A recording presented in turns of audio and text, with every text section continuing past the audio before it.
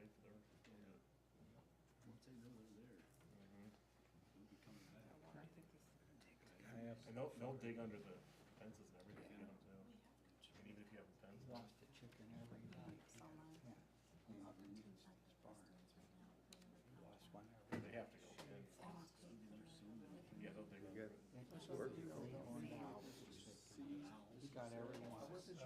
10 o'clock. I wasn't sure. Well, he represents, I think I mentioned it well the other day, Richard. He represents the Kent City School District, he represents now the Ravenna City School District. And he has a concern about a statute that deals with how these funds are divided between the school systems and the city. And On the inside, Miller? yes, 32.5 is the agreement that we have. They want, he's advocating for 50. Well, at least he reads the inside villages. All right, we'll call to order the regular Ravenna City Council meeting for Monday, October 3rd at 6 p.m. The first item on the agenda is a moment of meditation and silence.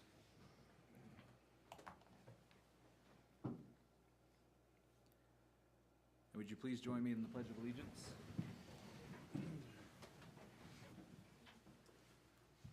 Pledge allegiance to the flag of the United States of America and to the republic for which it stands, one nation, under God, indivisible, with liberty and justice for all.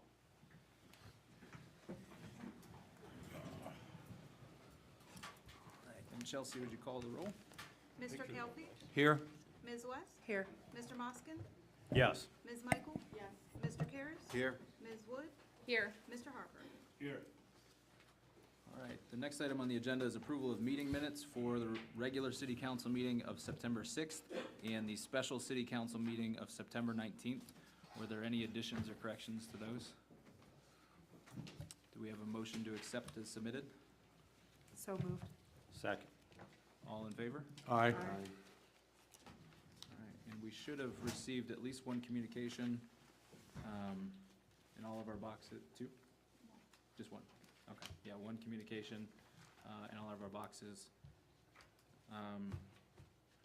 With that, we'll move on to delegations from the public, and I know we have at least got one.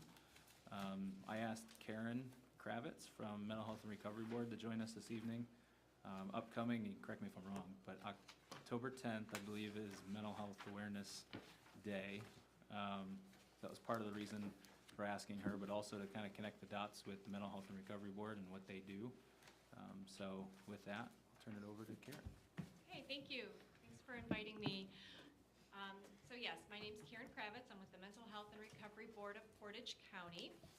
Who all has heard of the Mental Health and Recovery Board of Portage County?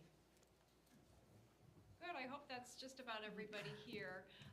So we, our job is to plan, fund, and monitor the mental health and addiction treatment prevention services for the residents of Portage County.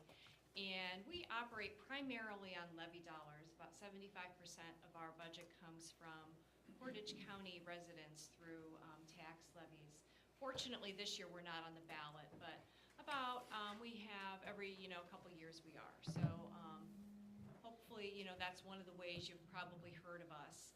So what we do is we take those tax dollars and we try to do our best to cover the gaps and make sure that our residents are getting the care that they need when it comes to mental health and addiction treatment and prevention services. Because I think, we all know that mental health is very essential to everybody's, just overall health and well-being. Right now, one of the things we're working with is with our Portage County Health District. Every 3 years, we do something called the Community Health Assessment. And so we did it back in 2019, and now we're doing it again in 2022. So we've refreshed the data. And the mental health statistics are pretty, startling. They're pretty sad. Especially when we were looking at the youth. So back in 2019, we had about 32% of our youth who said they were sad and hopeless for, reported to be sad or hopeless for two weeks within, a 12-month period. They reported that, self-reported.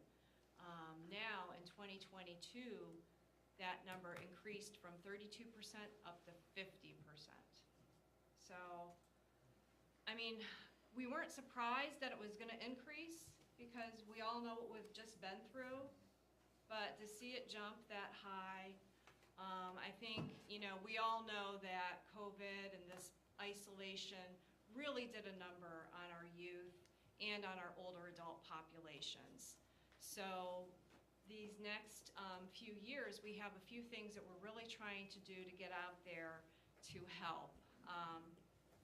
Some of the initiatives we have, we started a program, and Ravenna City Schools and Ravenna Police are participating in this, and this is called Handle with Care. And it is a trauma-informed collaboration between school staff and first responders aimed to ensure that children who are exposed to adverse events receive appropriate interventions. So, and that, the training is beginning this year, so that's something that will launch this school year for our kids. So that's one of the initiatives we have going on. We're also offering 90-minute suicide prevention trainings, and that's happening not just with school staff, but that's also, we can offer that to community groups and to businesses. So if you belong to a faith-based community, we can come out and do a suicide prevention training. Your business, we can come out and do a training.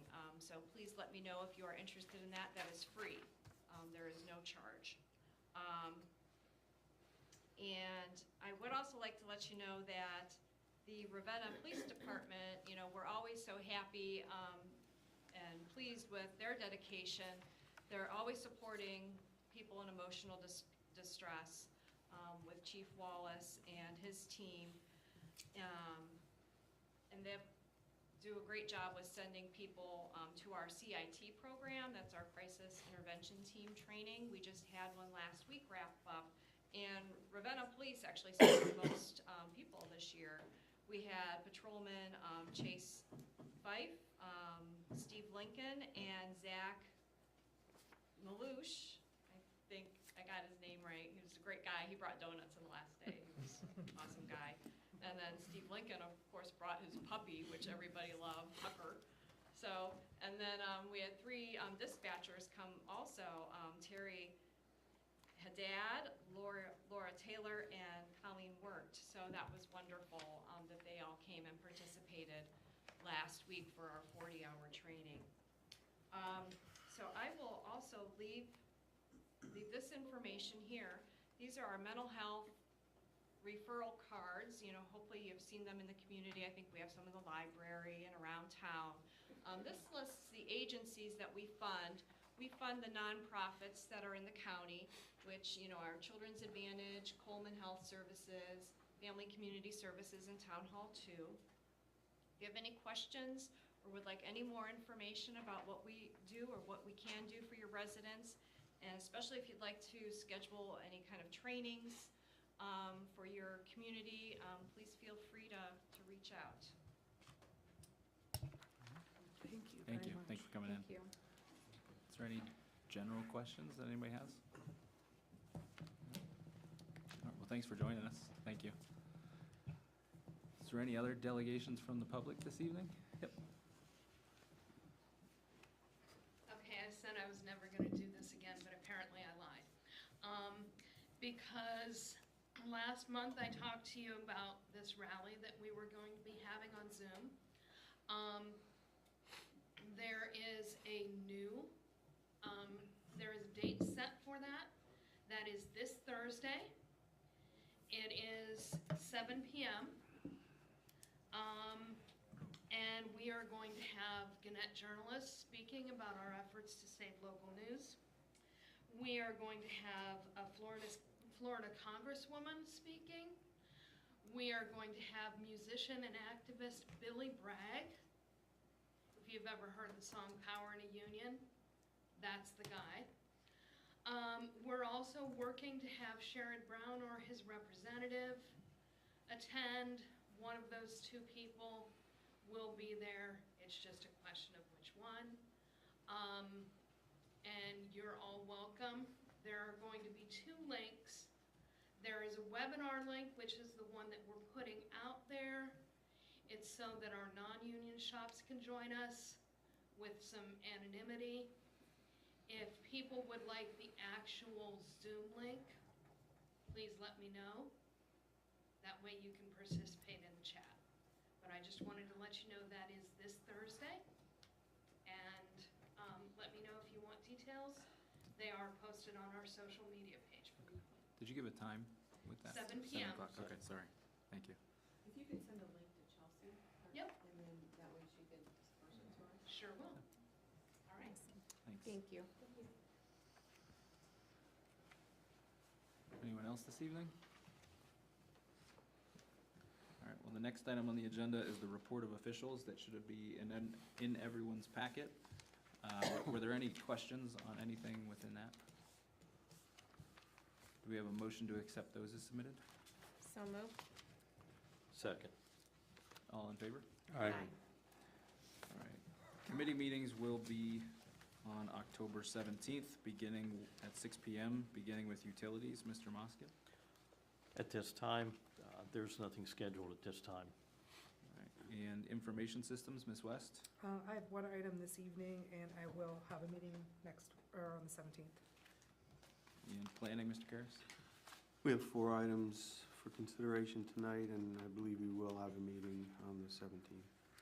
And committee of the whole will be on October 24th at 6 p.m. Public health and safety, Ms. Michael? I have a couple items this evening, and we will be having a meeting on that, the 17th. Streets and sidewalks, Mr. Harper? Yes, we have a couple items for consideration this evening, and we will be having a meeting as well. All right. Personnel, Mr. Calfee? No meeting for the 17th. And community and economic development, Ms. Wood?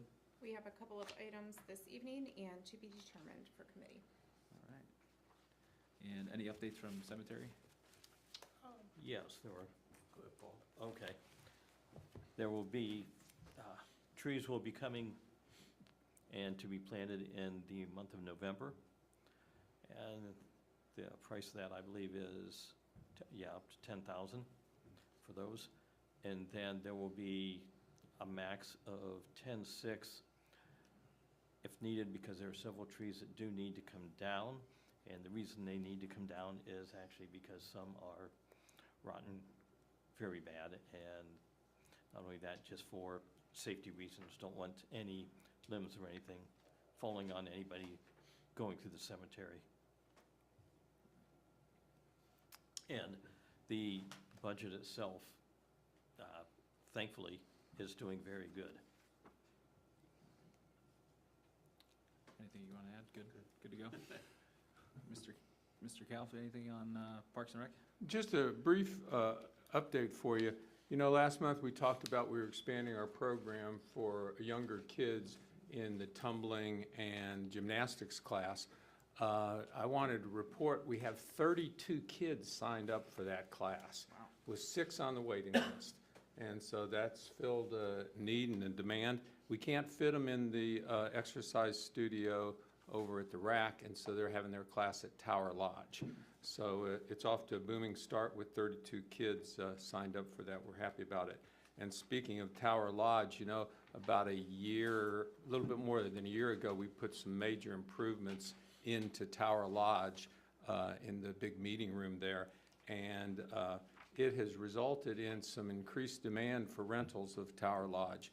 Right now, year to date, we're up about $2,000 on rentals for Tower Lodge, from about 7,500 to 9,500. So I think a lot of that's coming from it's a nicer facility. It's a place that people would like to rent, and the revenue's up quite a bit on that. So wanted to mention that. That's all.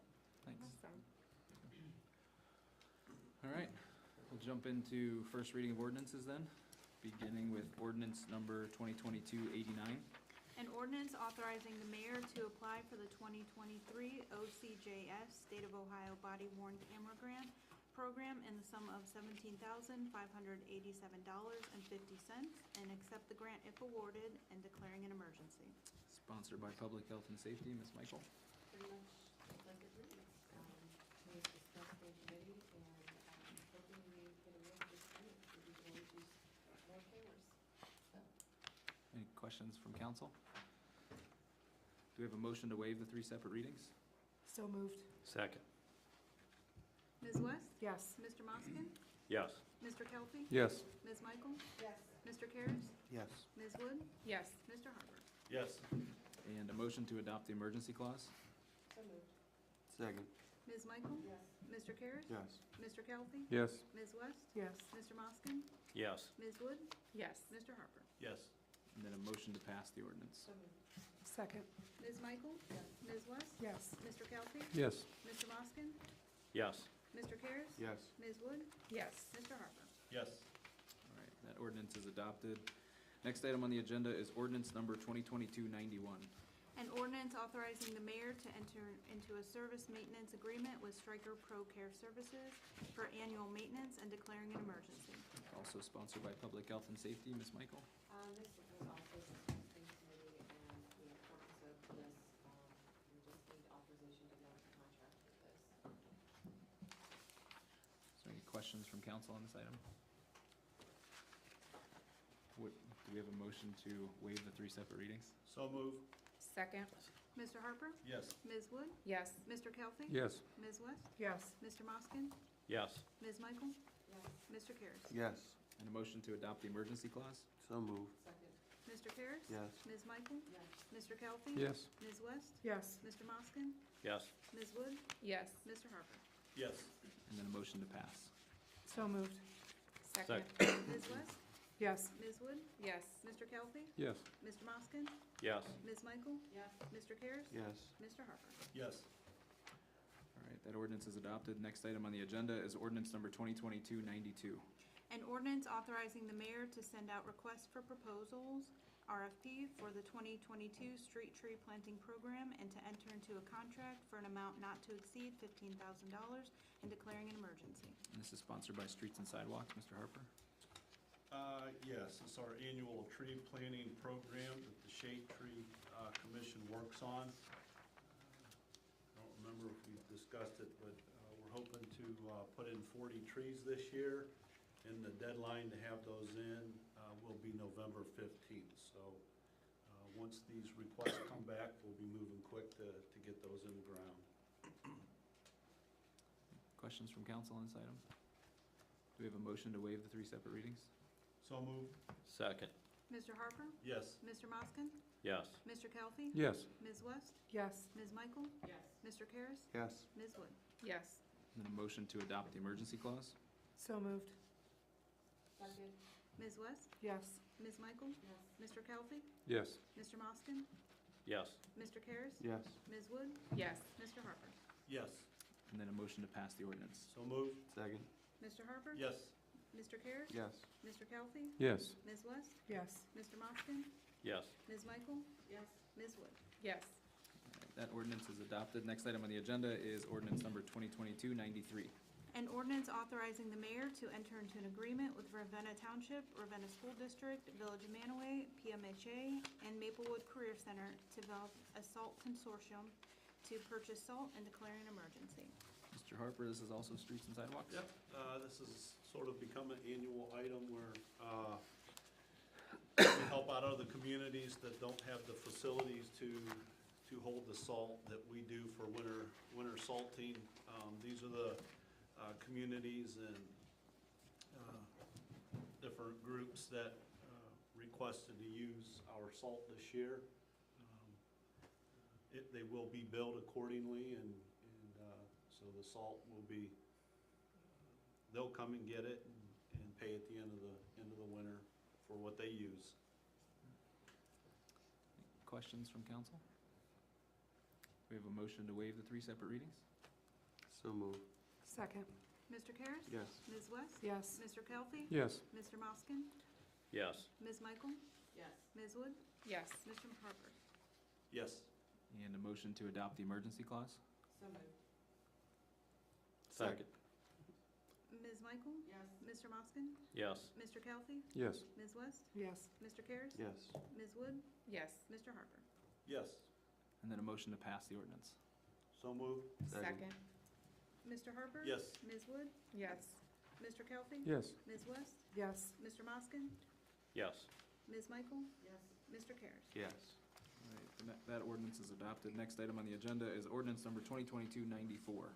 An ordinance authorizing the mayor to submit an application for Ohio Public Works Commission, OPWC, funding for the Meridian and Murray Waterline Project, further authorizing the mayor in the event the application is approved to execute contracts to participate in funding in the city's local share for a subject OPWC project and declaring an emergency. And this is sponsored by Utilities, Mr. Moskin. Yes, this project will start as soon as they get the materials, including with this project. Will involve replacing all of the hydrants within the areas, the water services to the curb box, to each property as well.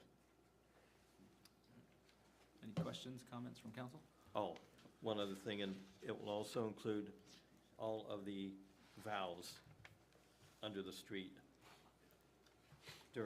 within these areas. All right. If there's no questions, do we have a motion to waive the 3 separate reading? So moved. Second. Mr. Karas? Yes. Mr. Moskin? Yes. Mr. Kelly? Yes. Ms. West? Yes. Ms. Michael? Yes. Ms. Wood? Yes. Mr. Harper? Yes. And a motion to adopt the emergency clause? So moved. Second. Ms. Michael? Yes. Mr. Moskin? Yes. Mr. Kelly? Yes. Ms. West? Yes. Mr. Karas? Yes. Ms. Wood? Yes. Mr. Harper? Yes. And then do we have a motion to pass the ordinance? So moved. Second. Ms. Wood? Yes. Mr. Karas? Yes. Mr. Kelly? Yes. Ms. West? Yes. Mr. Moskin? Yes. Ms. Michael? Yes. Mr. Harper? Yes. All right, next item on the agenda is ordinance number 2022-95. An ordinance amending the codified ordinances of the City of Ravenna, Ohio, Part 8, Business Regulation and Taxation Code, Title II, Business Regulation, Chapter 860, Medical Marijuana Operations by repealing Section 860.08 fees and declaring an emergency. And this is sponsored by Planning, Mr. Karas. Yeah, we've discussed this. When we put together our ordinances related to medical marijuana, we did include some fees. There's initial application fees, which I think is $350, renewal fees of $250, and then fees or taxes based upon revenue of any medical marijuana dispensary. Unfortunately, since we established that ordinance, the administrative unit that regulates medical marijuana outlawed fees, and in their regulation sort of outlawed both tax-based fees as well as any other strangely worded fees. But anyway, I did a little extra research, and so the Legislative Budget Office, their Office of Research and Drafting, did a little analysis of this, and according to Ohio Constitution, the legislative body, the state legislature, can prohibit the levying of taxes and fees based upon revenue. But they did conclude that they may not have authority to regulate for certain types of entities like a municipal corporation, the ability to restrict fees. Needless to say, we kind of agreed in committee that we just do away with all the fees. So that's what this legislation is attempting to do, just to get rid of any fee related to medical marijuana dispensaries. Thanks. Questions from council? Comments? Hearing none, do we have a motion to waive the 3 separate readings? So moved. Second. Mr. Kelly? Yes. Ms. West? Yes. Mr. Moskin? Yes. Ms. Michael? Yes. Mr. Karas? Yes. Ms. Wood? Yes. Mr. Harper? Yes. And do we have a motion to adopt the emergency clause? So moved. Second.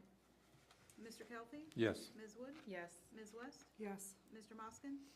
Yes. Ms. Michael? Yes. Mr. Karas? Yes. Mr. Harper? Yes. And then a motion to pass the ordinance. So moved. Second. Mr. Kelly? Yes. Ms. Michael? Yes. Ms. West? Yes. Mr. Moskin? Yes. Mr. Karas? Yes. Ms. Wood? Yes. Mr. Harper? Yes. All right, that ordinance is adopted. The next item on the agenda is ordinance number 2022-96. An ordinance amending the codified ordinances of the City of Ravenna, Ohio, Part 4, Traffic Code, Title 2, Administration, Enforcement, and Penalties, Chapter 404, Enforcement, Impounding, Section 404.07, Impounding of Vehicles, Redemption, and declaring an emergency. And this is also sponsored by Planning, Mr. Karas. Yes, when we recently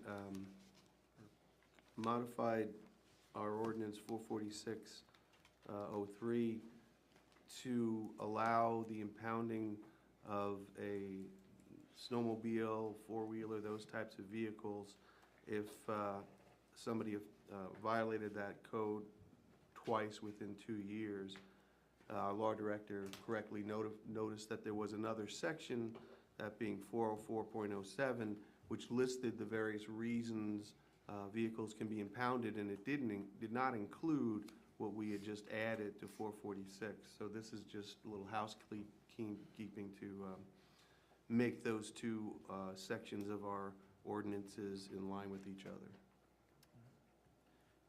Questions from council? Do we have a motion to waive the 3 separate readings? So moved. Second.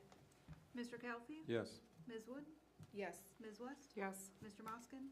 Yes. Ms. Michael? Yes. Mr. Karas? Yes. Mr. Harper? Yes. And a motion to adopt the emergency clause? So moved. Second. Mr. Kelly? Yes. Ms. West? Yes. Mr. Moskin? Yes. Ms. Michael? Yes. Mr. Karas? Yes. Ms. Wood? Yes. Mr. Harper? Yes. And a motion to pass the ordinance? So moved. Second. Mr. Kelly? Yes. Ms. Michael? Yes. Ms. West? Yes. Mr. Moskin? Yes. Mr. Karas? Yes. Ms. Wood? Yes. Mr. Harper? Yes. All right, that ordinance is adopted. Next item on the agenda is ordinance number 2022-97. An ordinance to appropriate $6,800 from Fund 550 Park CI to replace light fixtures at the Ravenna Athletic Center, RAC, and declaring an emergency. And this is also sponsored by Planning, Mr. Karas. Yes, so some of, excuse me, some of the light fixtures in the rack are failing, and the determination was simply to replace them all, I believe, with newer LED lighting, and we fixed the cost at $6,800. Questions from council on this? We have a motion to waive the 3 separate readings? So moved. Second. Ms. Wood? Yes. Mr. Moskin? Yes. Mr. Kelly? Yes. Ms. West? Yes. Ms. Michael? Yes. Mr. Karas? Yes. Mr. Harper? Yes. And a motion to adopt the emergency clause? So moved. Second. Ms. Michael? Yes. Mr. Karas? Yes. Mr. Kelly? Yes. Ms. West? Yes. Mr. Moskin? Yes. Ms. Wood? Yes. Mr. Harper? Yes. And then a motion to pass the ordinance? So moved. Second. Ms. Michael? Yes. Ms. Wood? Yes. Mr. Kelly? Yes. Ms. West? Yes. Mr. Moskin?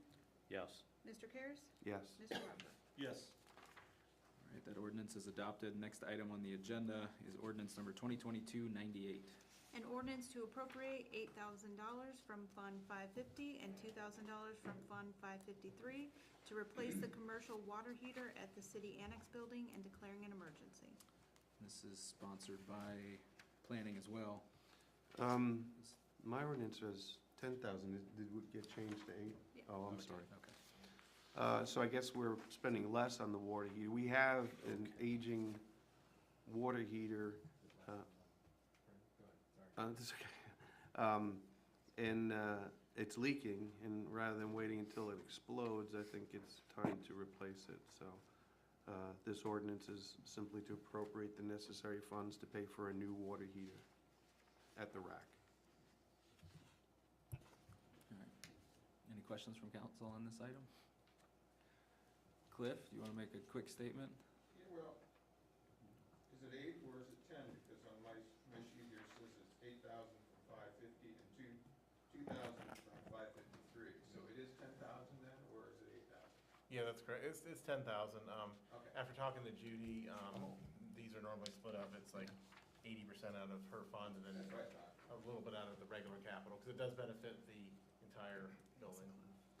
So on the agenda, it reads a little different than what's on the printed out ordinance. If there's no questions from council then, do we have a motion to waive the 3 separate readings? So moved. Second.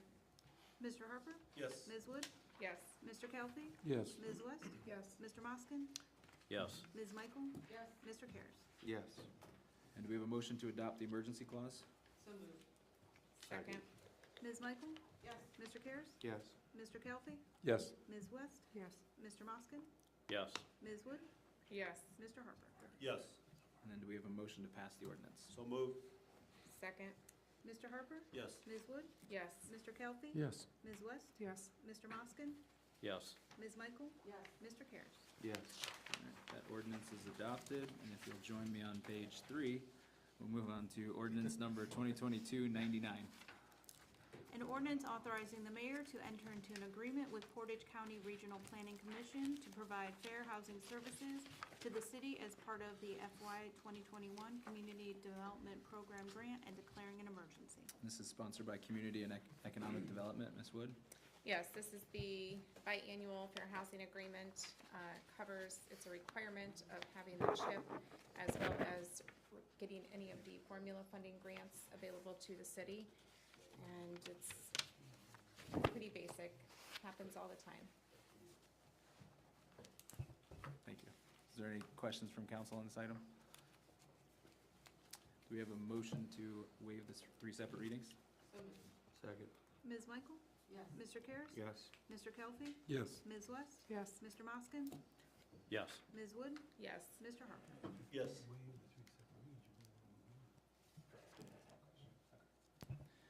And a motion to adopt the emergency clause? So moved. Second. Ms. Michael? Yes. Ms. Wood? Yes. Mr. Kelly? Yes. Ms. West? Yes. Mr. Moskin?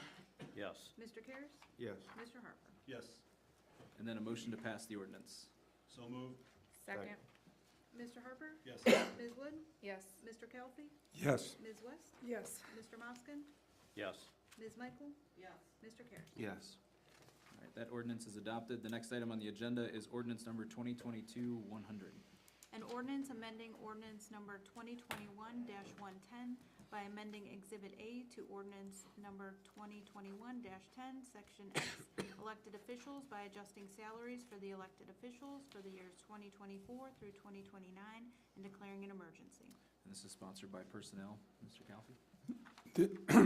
Excuse me. This ordinance establishes the salaries for elected officials going out into the future.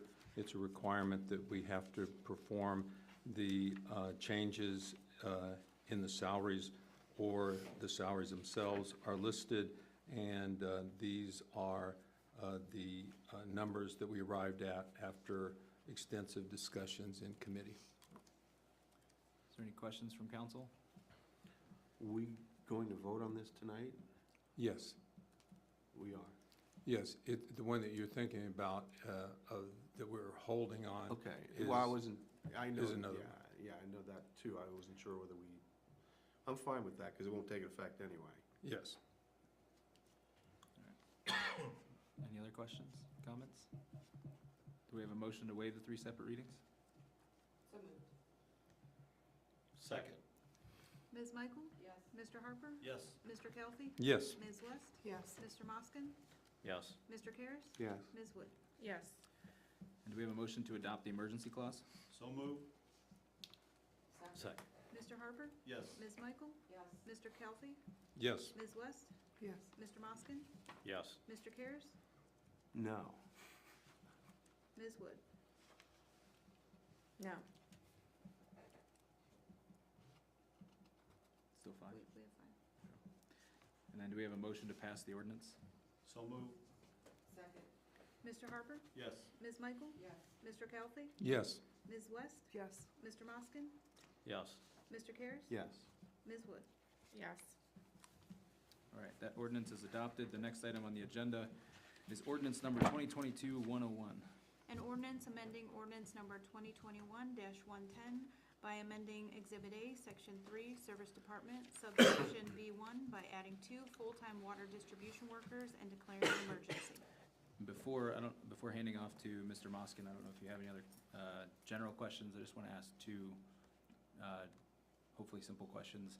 The two positions we currently have now for water distribution, have interviews taken place, and has anybody been hired for those two current positions that are on the books? No, but they're continuing to advertise until we fill it. Okay, We just haven't gotten any qualified applicants. okay. And then with that, can you just answer the emergency clause question? Why would this be an emergency? Well, we've been To working pass. without this crew for quite a while now, and when something comes up, we have to pull from the street department a service worker too. They don't have a license, so they're working under the superintendent and the assistant superintendent's license. Thank you. I don't know if you had Yeah, specific to this one, but, yes, I do. okay. Okay, since this has been going on for quite some time, why hasn't this been attempted to be reinstated within the past several years or whatever? Because of money. Even though there's money in water?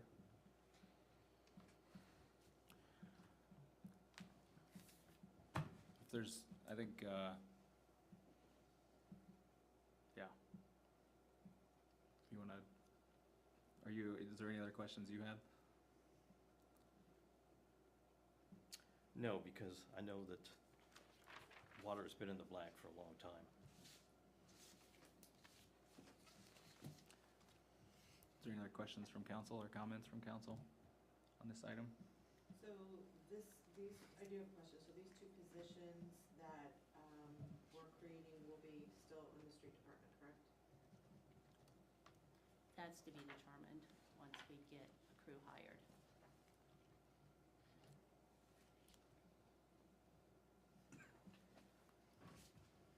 Would this have minimized or eliminated the EPA violation that we received if these positions would have been in place prior to that? The only EPA violation we have now is regarding the water tank, correct?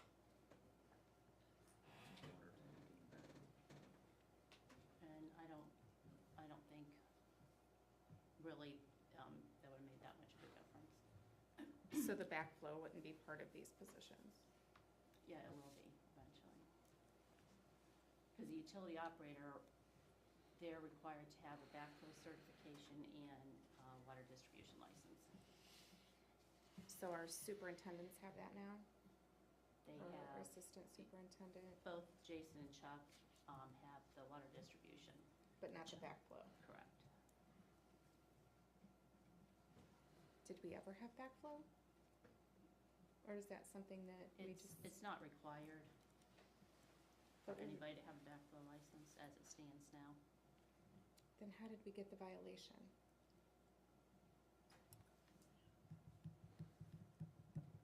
A lot of this happened before me, but There was a couple employees who brought it to our attention that brought it to the forefront. Okay. and we're trying to correct it. We're trying to correct it. Okay. So for clarification, maybe I was misunderstanding your question, Ms. Michael, but this says that these positions will be added to the street department, right? Where does it say? Okay. Well, it says section Well, 3, service department, the street department shall be Well- comprised of the following. But that can be changed, because we've discussed before that, Well, it can be These- changed by council, but assuming this is approved, it's in the street department. Currently, the street department handles utility repairs. I just want clarification. I don't have objection necessarily unless others do. But the answer to the question you asked was, it could be, but it can't. It can be in the street department until this gets changed. They're gonna be put in the street department. How Okay. their salaries are broke out is yet to be determined. Is there a portion that's gonna be paid under sewer, portion under water, portion under street? That's, the difficult part at this point is finding employees. Right. So there will be some employees hopefully hired in shuffled around to their tasks, so their skills match what's needed. But Yeah. it has been determined that they're gonna stay in the street department and not work under the water plant.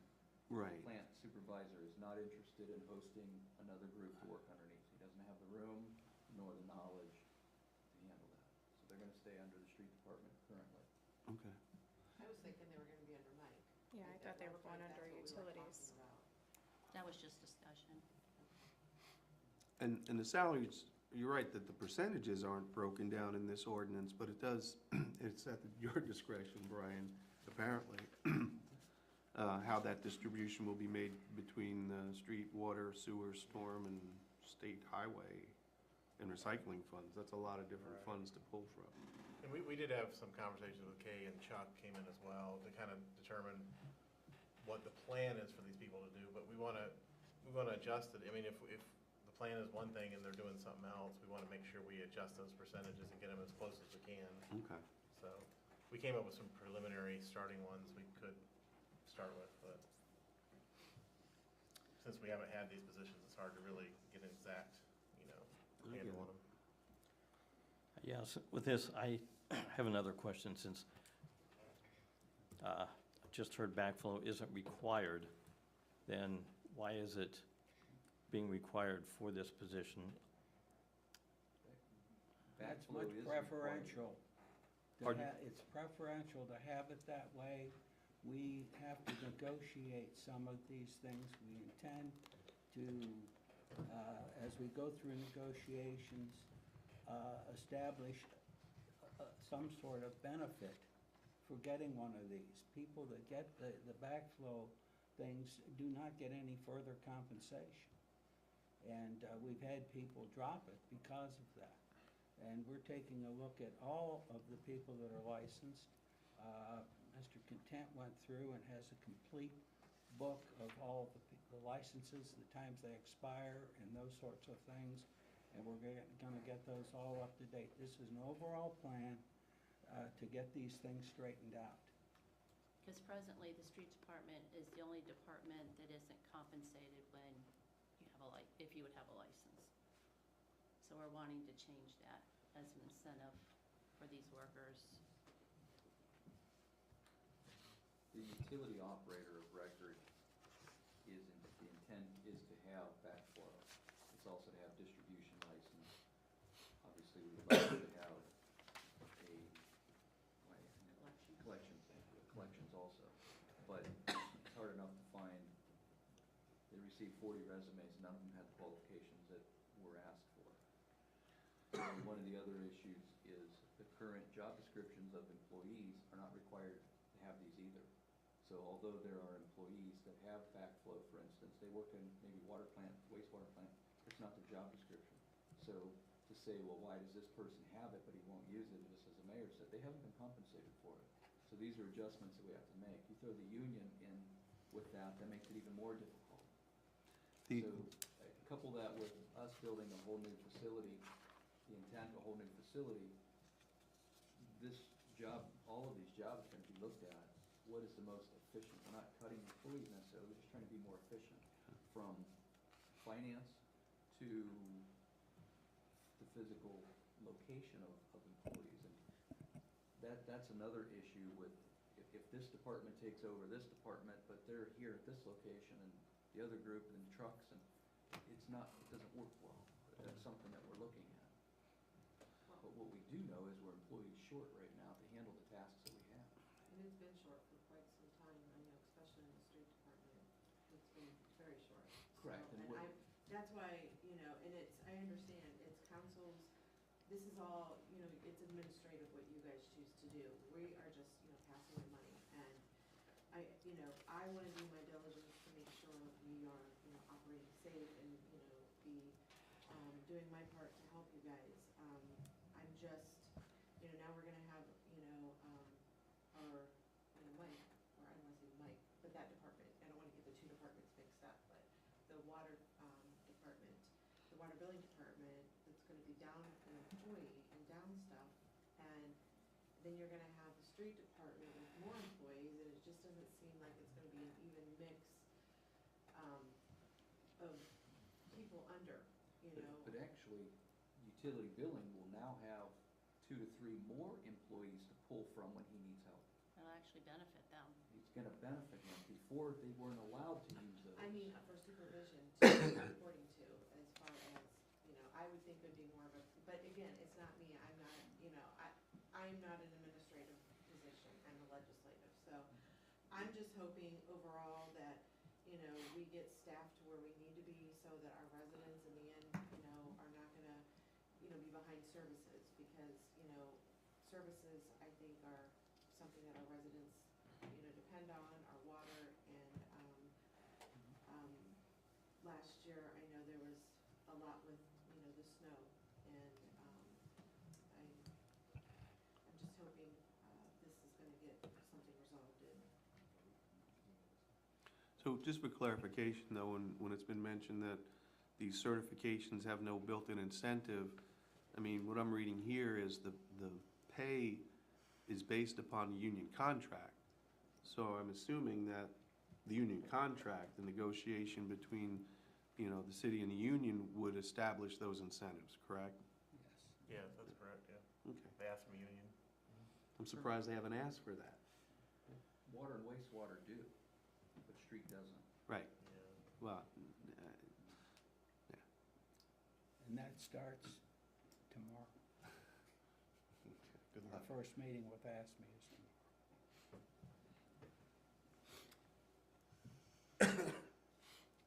Any other So with all this, the reason we brought all this up and everything, we're trying to make things more efficient, which they really haven't been, you know, in prior years, since the water distribution department was dissolved. Is there any other questions or comments? Other cities tend to have their water distribution as their own department.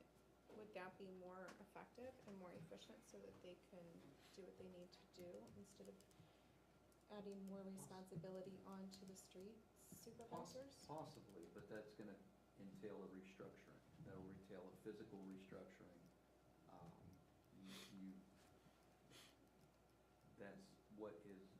That will be looked at. It's just a longer process, and it may take building a new building to try to house that restructuring. Potentially adding another department head, or moving a department head, that sort of thing, and just another hierarchy of power, so to speak. So we're really not sure what all this is going to look like. Not in 2 years. I believe it'll look different in 2 years, but we're still gonna serve the public, we're still gonna serve our utilities. Sure. I mean, that is our crown jewel of our city, is our utilities. Sure. The fact that we're in control of our water and sewer. And really with that even, I mean, you know, like, the public hasn't suffered, you know, with anything, with any services, you know, the state we're in now. We're just trying to, like I said, we just want to reestablish this, and so we don't have to pull from the service worker twos from the street department.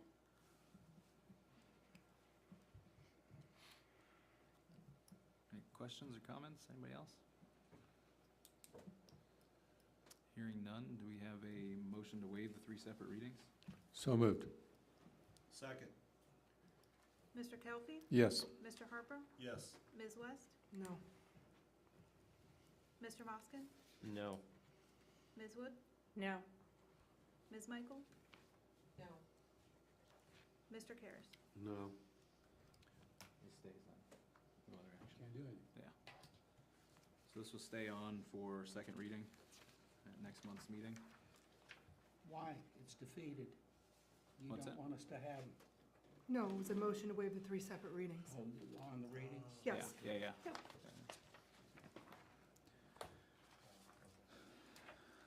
So moving on to the next item on the agenda, which is ordinance number 2022-102. An ordinance amending ordinance number 2021-110 by amending Exhibit A, Section 2, Fire Department, by amending Fire Chief salary and declaring an emergency. This is sponsored by Personnel. Mr. Calfee? This ordinance would increase the fire chief's salary up into range 25, which is equivalent to the police chief's range of salary. The recommendation was brought to us by the mayor and the HR department, and that would establish his range at 25. Is there any questions, comments from council? This is the one. Correct. I just had a question about the addition of the emergency clause, because I thought we were not going to ask for that when we talked about this, the committee of the whole. I think after the 3 separate readings take place, then it would go into effect after the third reading. Well, that would be in December. Yes. Instead of waiting the But I 30 thought the days. plan was to have it go into effect in January and not, I mean, we could always, but like just now, it could be, the motion could be defeated, but I didn't think, and again, you know, I worry about the inclusion of an emergency clause.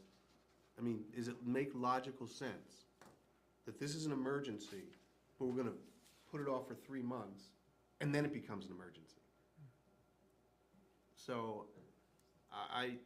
it's in there, so I guess we have to, if, when it comes up, we vote on it, but I will vote against the emergency clause. If you believe that that was the intent of the committee when we were talking about it, I understand why we would remove the emergency, not include the emergency clause, because we do have the 3 readings that we're going to go through on it. So it sounds like this will come up next month for a second reading then. To be determined on the vote. Unless somebody wants to make a motion to waive. No, that's my understanding from what was just said.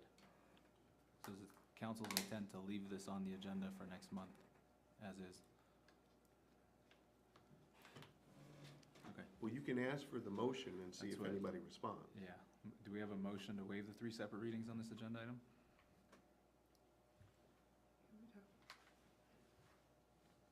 Hearing none?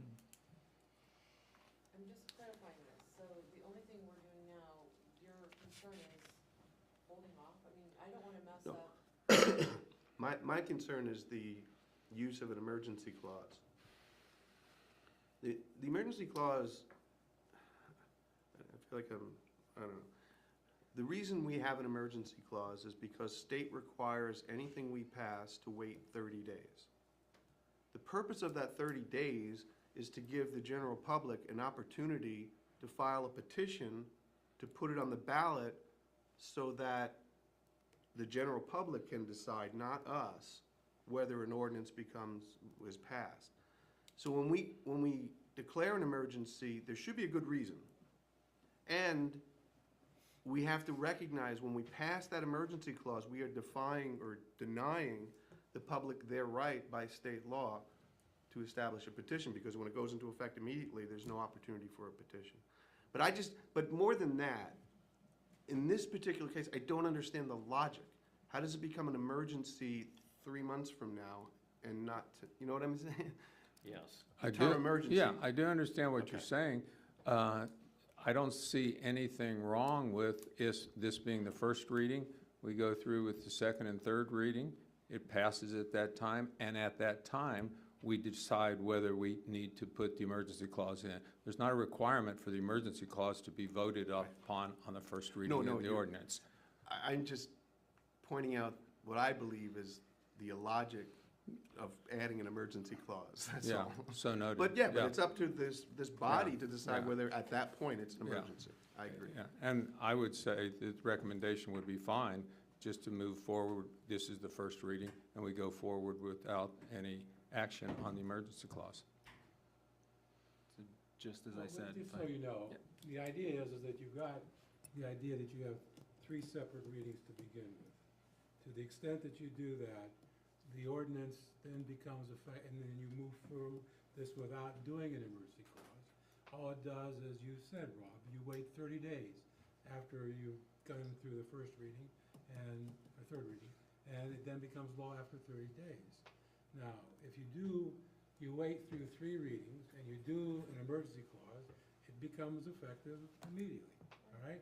So you're right that takes away the opportunity of individuals to file something in relation to challenging that particular ordinance. that does not stop them from subsequently coming forward and requesting votes on whether they should repeal that ordinance. They can do that through the voting of the parties. Why are we So, doing- the- I'm sorry, go ahead. so, you know, the idea is, I appreciate the idea that you're concerned with you feeling it's illogical if we're gonna read it 3 separate times and then you want to have an emergency clause, all right? I mean, is it an emergency? No, because in all honesty, there is no question. Whenever there is an emergency, it has to be justified. And to the extent that the ordinance has some wording in that paragraph where it talks about the emergency clause, it alleges, a lot of times we have the application is due by within less than 30 days. And so, you know, they go ahead and pass it that way. Sometimes it's just an idea that somebody has some type of a break in the water line and they need to do something immediately. So, I mean, those are bases, you know, for the emergency clause. Obviously, there are times when we pass things that are emergencies that could be questionable, all right? So I don't disagree with that either. So the bottom line is that it's more a matter of, you know, how council chooses to really go forward. And that's where it is. Pardon? We're talking about changing someone's salary, correct? That is correct on this ordinance. Right. Well, we're talking about changing the pay range, which by default would normally change someone's salary. So why are we trying to hold off for such a, I mean, so to me, it seems like you're trying to hold off on making it longer to do this? Ms. Michaels, were you here last I time was. when we met and discussed Well, this? I missed the one meeting. In the one meeting, yeah. The discussion was extensive at that time upon the reasons why continuing to hold it for the I know 3 that, readings. But Yeah. this particular one, this particular way, the mayor did not feel that it was, you know, that we needed to stop on, you know, not to make it a, you know, a hold up on this particular one. It was the one that you guys had discussed. My understanding is different than that. Okay. Yeah. Is there any other questions or comments from council before I ask for a vote? Do we have a motion to waive the 3 separate readings on this item? So moved. Second. Ms. Michaels? Yes. Ms. Wood? Yes. Mr. Kelly? No. Ms. West? No. Mr. Moskin? Yes. Mr. Karas? No. Mr. Harper? Yes. I don't think you got it. We don't have the supermajority. No, it stays. So this will be on the agenda next month as well. The next item on the agenda is ordinance number 2022-103. An ordinance adjusting the 2022 estimated revenues and appropriations as detailed in Schedule A and declaring an emergency. This is sponsored by Finance Director, Mr. Huff. Okay. So, we did discuss this in committee. This is an annual item that we do each year. The biggest item on here relates to Rayanne, is it Road? I'm sorry, is it? Parkway. Parkway, sorry. Rayanne Parkway. Since we are receiving the grant dollars for that, but we're not getting those until it looks like next year. Is that right, Bob? Probably. Correct. So, I mean, it appears like we'll probably get the grant dollars next year. So because of that, it really shorts the 553 capital fund. So what we're doing is just going to advance temporarily the money from the general fund to cover it for this year. And as soon as we get those grant dollars in, we'll pay it back, and that'll go away. So it's a big dollar amount, $900,000 you'll see on it, but it's just from one fund to another, so you'll see that. I did adjust the income tax revenue, so you'll see some big dollar amounts in the revenues on that. I adjusted them about 8% increase from what it was in the budget. The budget was pretty conservative. We're doing pretty well. We're keeping par at least with last year, maybe slightly above. And last year was our best year ever, so we are continuing to see pretty good income tax collections. And as some of these new businesses start, we'll get some more. So I did adjust those by about 8% on those. And then others were just like they were closing out the one chip grant, so you'll see some dollars for that. That was based on conversations with NDS. And I do believe there was one for $40,000. That was a reappropriation in the Parks Fund. It was for the cameras. They were appropriated in '21. We did not carry that budget into '22, so that was basically taking what was unspent in '21 and moving it to this budget. And those are the big items. Questions from council? Thanks, Brian.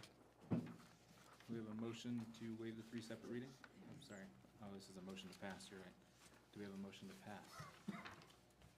So moved. Second. Mr. Harper? Yes. Ms. Michael? Yes. Mr. Kelsey? Yes. Ms. West? Yes. Mr. Moskin? Yes. Mr. Karas? Yes. Ms. Wood? Yes. Are both resolutions? Well, that's an That ordinance. was This one should be an That's an ordinance, ordinance. yeah. You can do the- We passed an ordinance without. Well, let me go back. We'll just go backwards.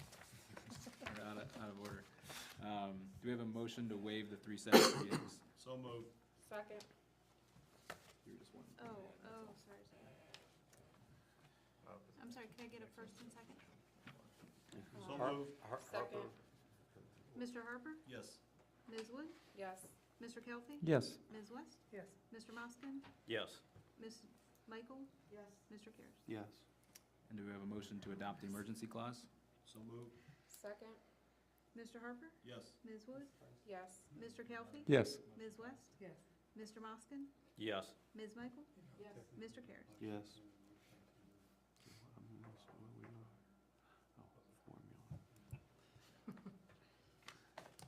You want to officially do that? Or is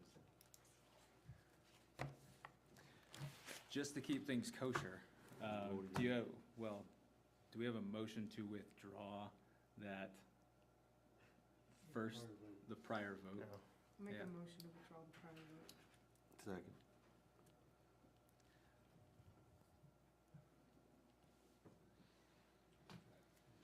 All right. Ms. West? Yes. Mr. Karas? Yes. Mr. Kelsey? Yes. Mr. Moskin? Yes. Ms. Michael? Yes. Ms. Wood? Yes. Mr. Harper? We're committed. Yes. We're committed now, so we're going to go another lap. Do we have a motion to waive the 3 separate readings?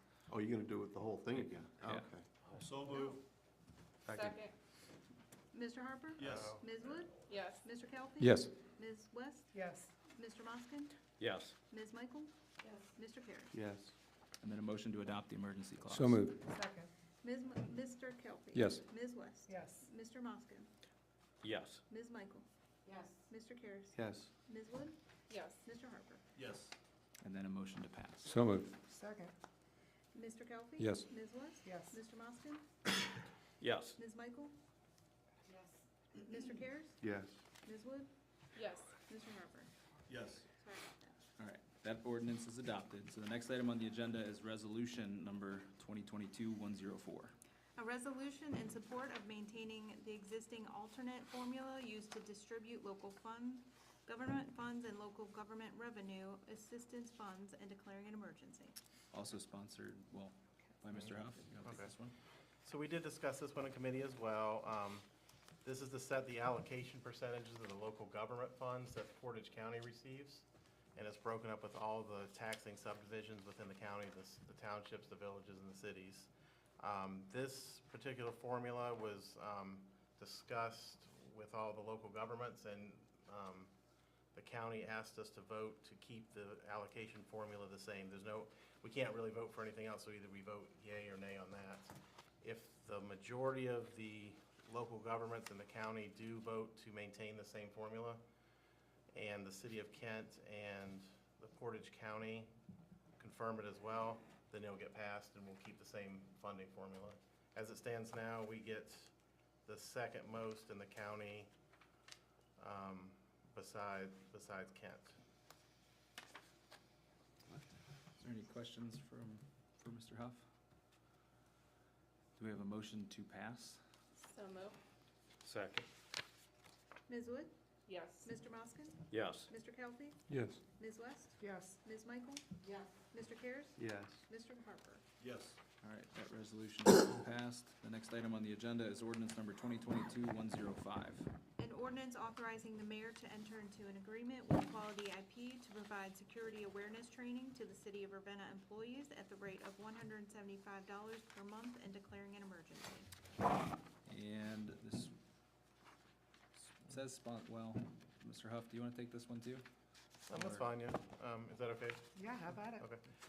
So we did discuss this one in committee as well, and we discussed it last year as well. This is just to provide an additional layer of security for our IT process. It will help give security awareness training to employees on, particularly related to emails and links.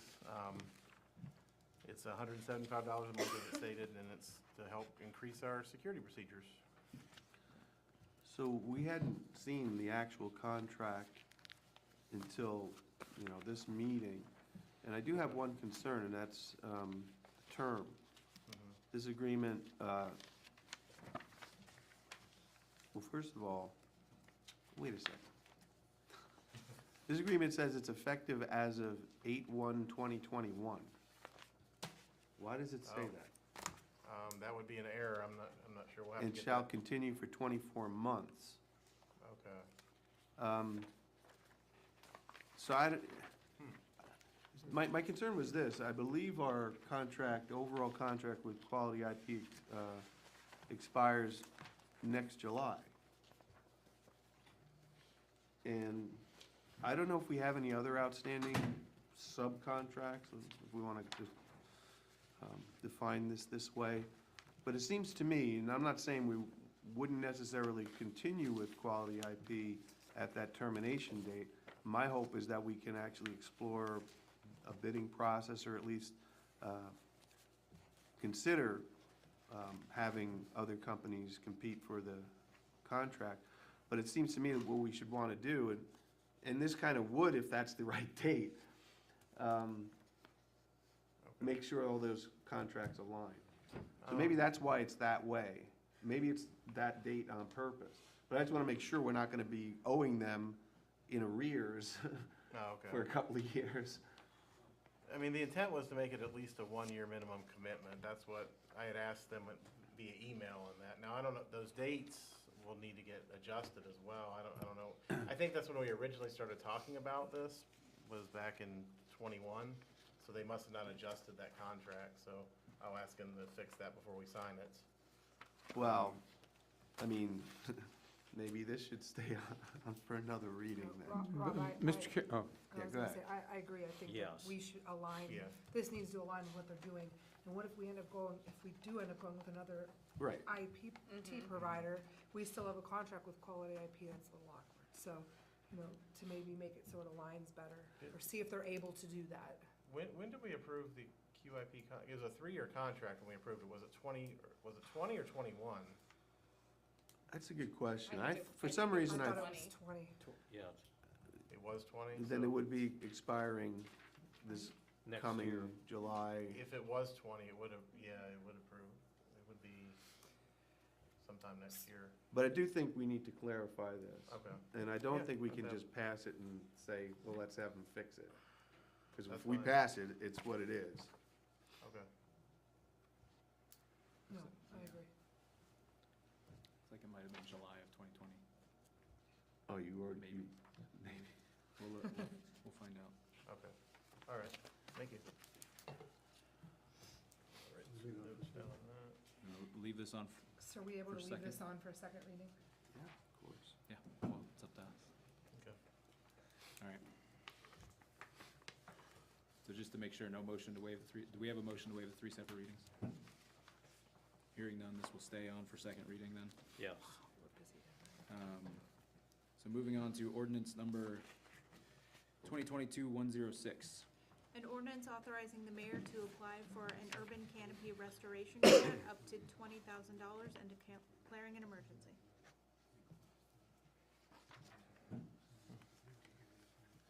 Okay, and this is sponsored by Streets and Sidewalk Committee. I almost said urban planning, but Streets and Sidewalks Committee, Mr. Harper.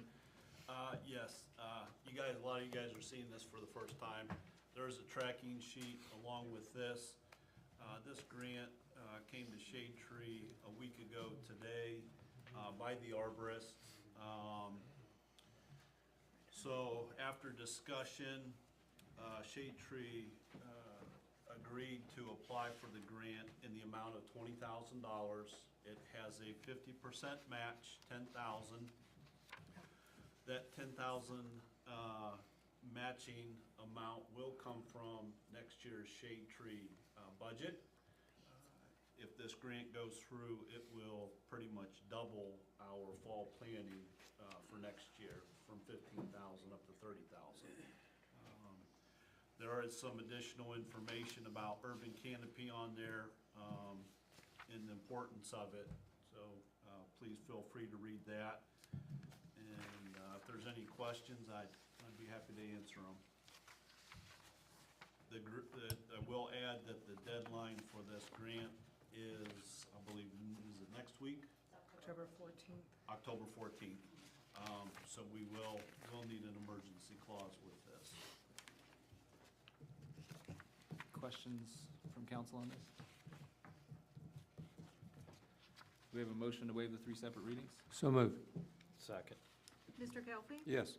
Mr. Moskin? Yes. Ms. West? Yes. Ms. Michael? Yes. Mr. Karas? Yes. Ms. Wood? Yes. Mr. Harper? Yes. And a motion to adopt the emergency clause? So moved. Second. Mr. Kelly? Yes. Mr. Moskin? Yes. Ms. West? Yes. Ms. Michael? Yes. Mr. Karas? Yes. Ms. Wood? Yes. Mr. Harper? Yes. And then a motion to pass the ordinance? So moved. Second. Mr. Kelly? Yes. Ms. West? Yes. Mr. Moskin? Yes. Ms. Michael? Yes. Mr. Karas? Yes. Ms. Wood? Yes. Mr. Harper? Yes. All right, that ordinance is adopted. The next item on the agenda is ordinance number 2022-107. An ordinance authorizing the mayor to request the EPA to release funds into escrow for the purchase of the Emerald Lake property and to forward the necessary documents in support of the disbursement and declaring an emergency. This is sponsored by planning, Mr. Garris. So this is the ever ongoing saga of our purchase of Emerald Lake property. This did not go through committee, but we did get the proper endorsements. And I believe this is just authorizing the mayor to send the letter that should have been in your packet with all the attached documentation to ask the EPA to release its grant funds. I don't, you read the letter, so it's that, and I guess this is something we need to do pretty soon. Hence the Russian emergency clause. Questions on this item? Do we have a motion to waive the 3 separate readings? So moved. Second. Mr. Kelly? Yes. Ms. West? Yes. Mr. Moskin? Yes. Ms. Michael? Yes. Mr. Karas? Yes. Ms. Wood? Yes. Mr. Harper? Yes. And a motion to adopt the emergency clause? So moved. Second. Mr. Kelly? Yes. Ms. West? Yes. Mr. Moskin? Yes. Ms. Michael? Yes. Mr. Karas? Yes. Ms. Wood? Yes. Mr. Harper? Yes. And then a motion to pass the ordinance? So moved. Second. Mr. Kelly? Yes. Ms. Wood? Yes. Ms. West? Yes. Mr. Moskin? Yes. Ms. Michael? Yes. Mr. Karas? Yes. Mr. Harper? Yes. All right, that is everything on first reading of ordinances. There's nothing on second or third reading of ordinances tonight. Is there any old or new business to come before council? I do have a question. I wanted to bring this up, I guess. Maybe this could be under old business. I noticed on this that was sent from Tiffany, and good job, Bob, on all the violations that, or the letter that we have there. I really appreciate that. But I see here where there are 43 violation notices posted, and some of them were with expired vehicle tags. The ones that have expired vehicle tags, are those copied to the police department? Because would that be a police department issue, that, these cars have, expired tags on them?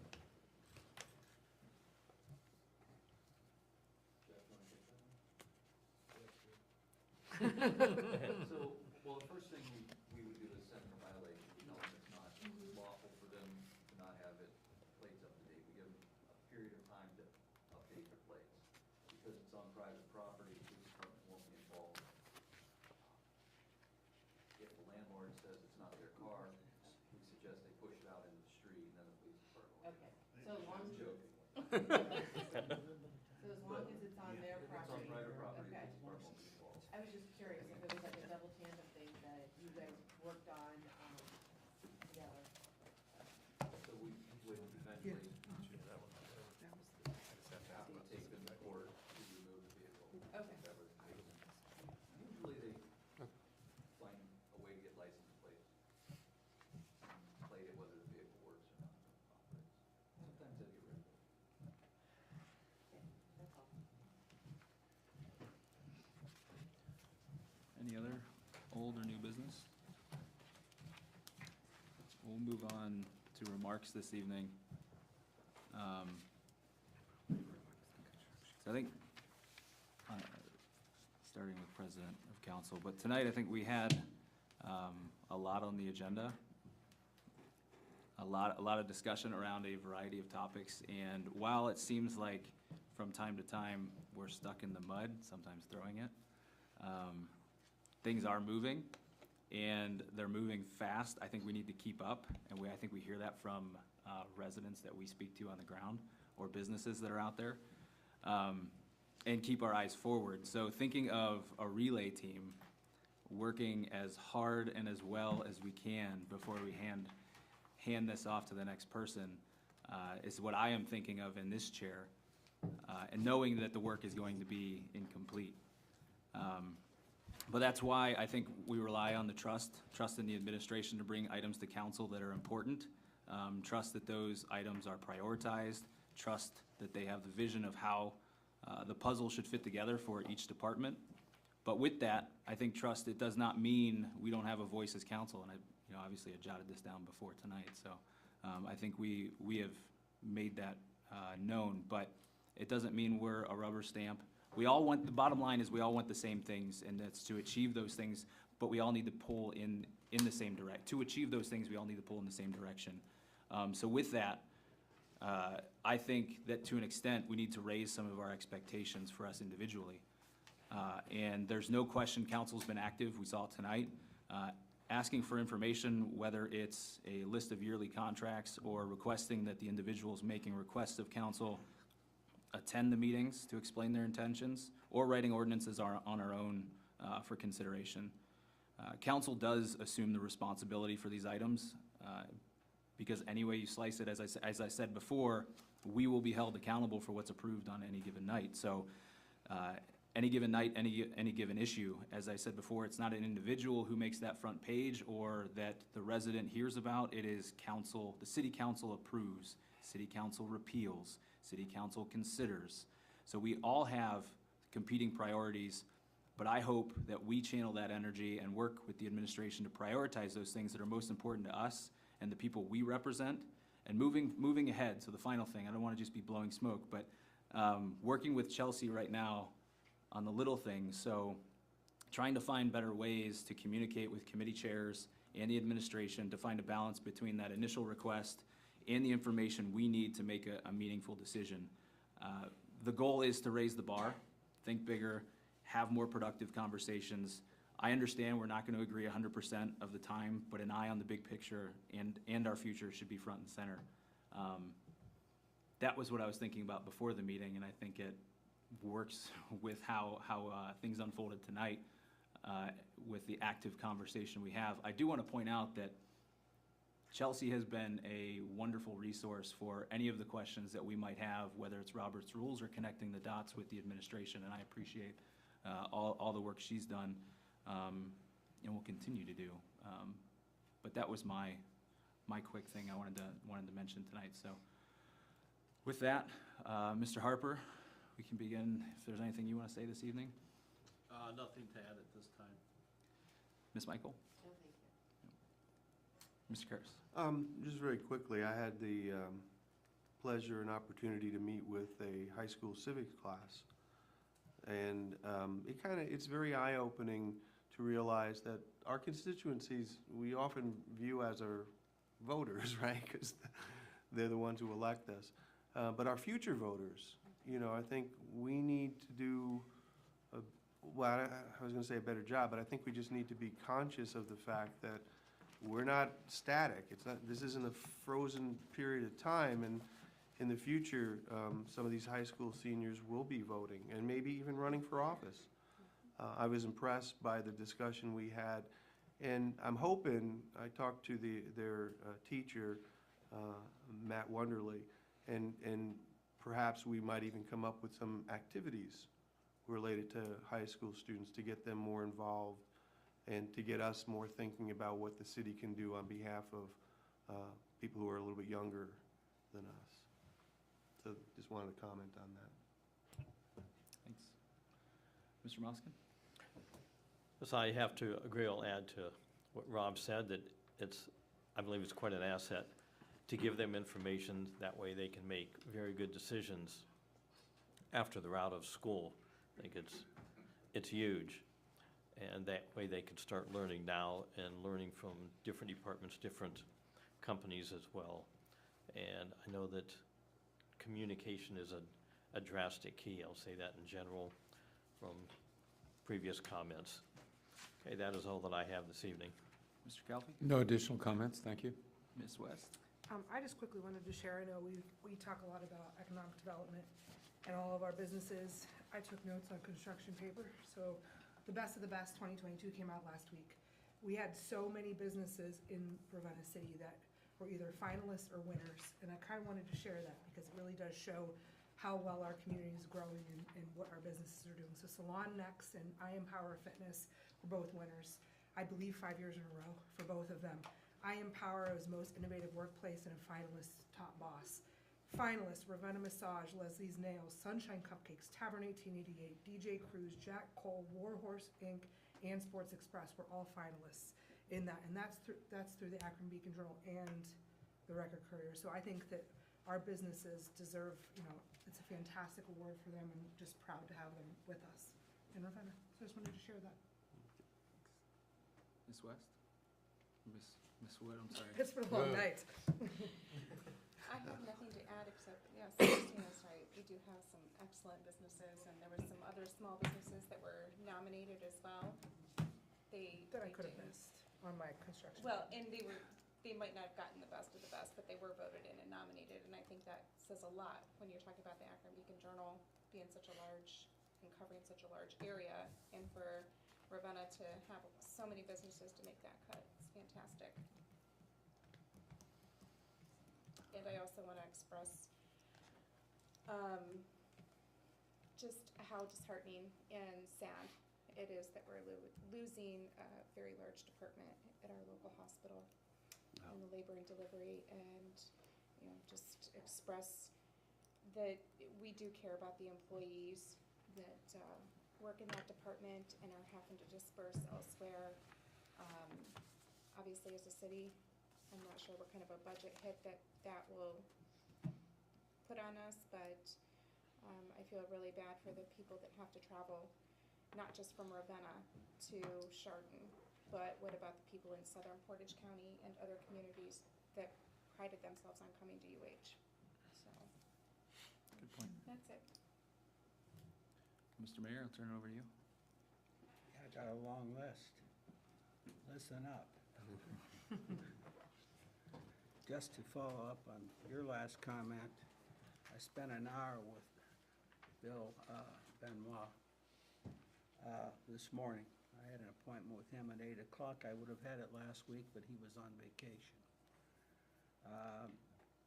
And we talked about a variety of things, reasons why they had to make the decision that they made. My concern was, is this the beginning of something else? And he assured me that was not the case. I did have another mayor call me, Mr. Burcham. Hiram mayor called, and he was quite upset. And I thought we should get together as a group and have a meeting with Mr. Benoit. I did tell him about that this morning, and he's willing to do that if the others. I left it up to Mr. Burcham to contact the other mayors. I have a little better insight as to why this happened. part of it is that out of the number of births in the county, they do 25% of the births in the county. They are a low-risk delivery. If there are any problems that come up, they refer them to another place for the birth where they have the personnel that can handle that.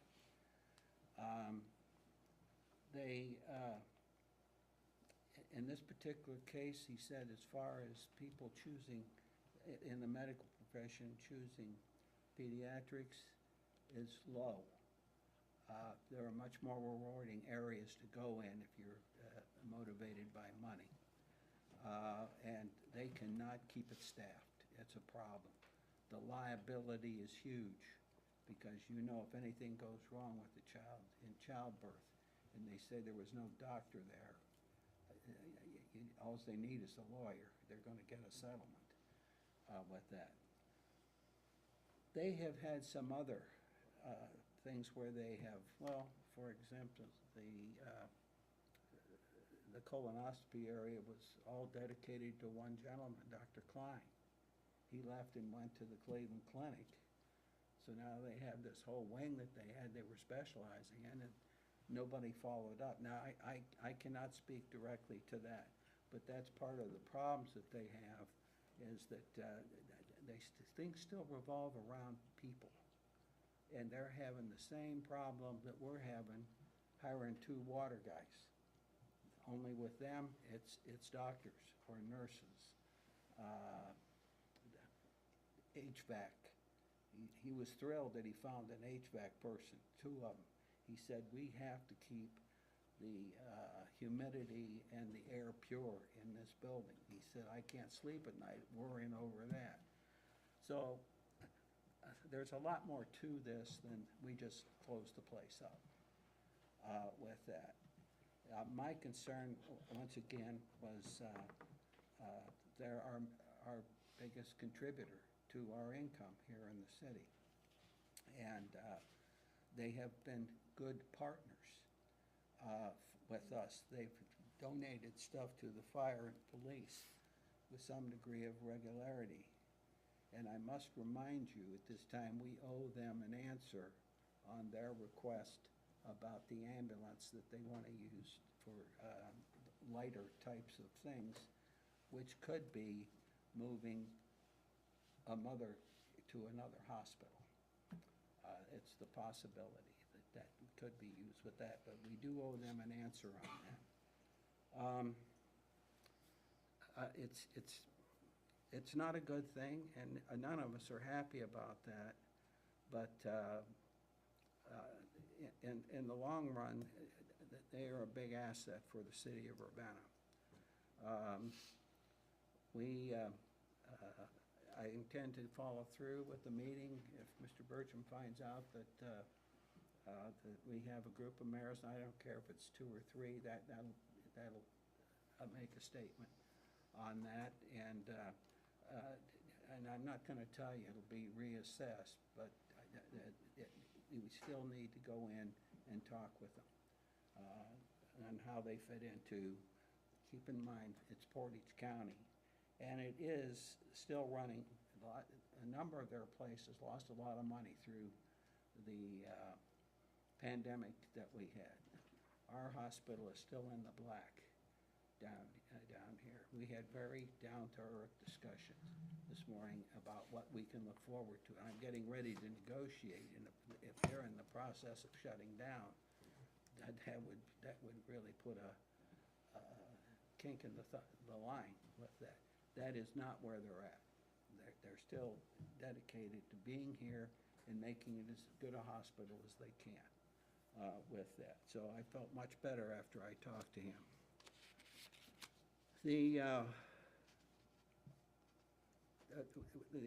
swearing in of the new fire chief will be October 17th. We're doing it right before we have the committee meetings.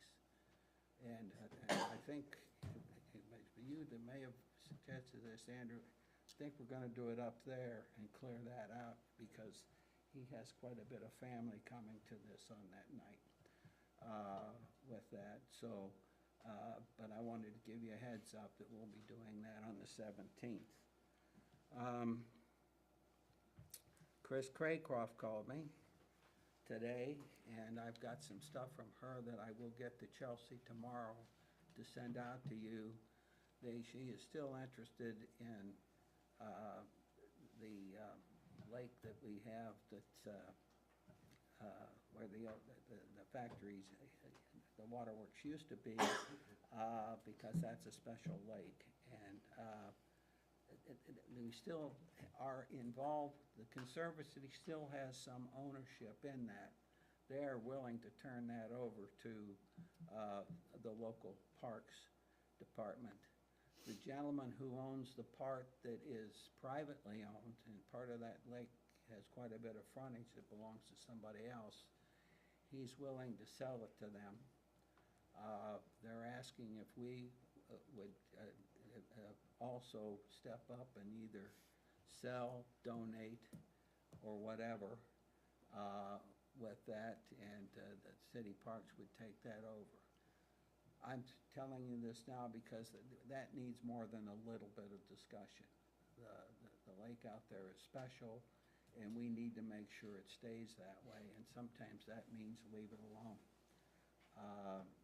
with that. So we need to have some discussion on that. Chris has done a wonderful job in Portage County developing parks, and she worked for almost nothing, or probably did work for nothing when she started this, and she's built it into a complex type of thing, and they take good care of what they're in charge of.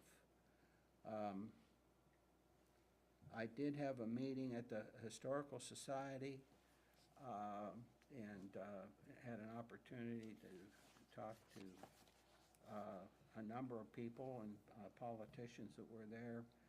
They did receive a $600,000 grant for the remodeling of the Carter House that is in need of repair out there, but it was also a chance to put some points in, and if we do have a friend in, I believe we have a friend in Columbus that's willing to come and work, and if we have anything that we need her help in developing, she's quite willing to help us with that.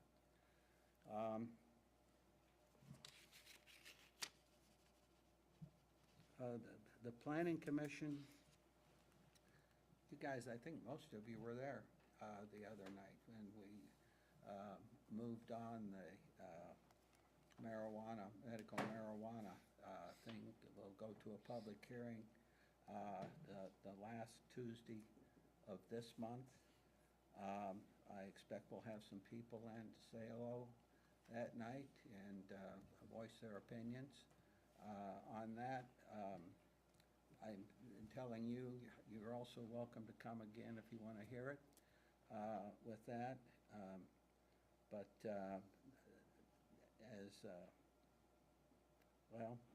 We had one ordinance tonight where we withdrew our request for money, but it's still a business that's coming to town, and there will be some zoning that has to be done with this, and council will be involved in that. The House, I believe Bob wants to see that rezoned to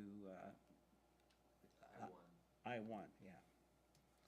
That's compatible with where the building sits that they'll be using. This would be a parking lot that would be adjacent to it. They bought the house adjacent to it, but Bob would be much more comfortable with that if it was zoned I-1. So that's something that's coming down the pike with that.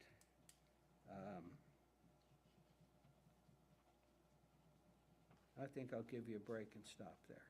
Thank you. Thanks, Mayor.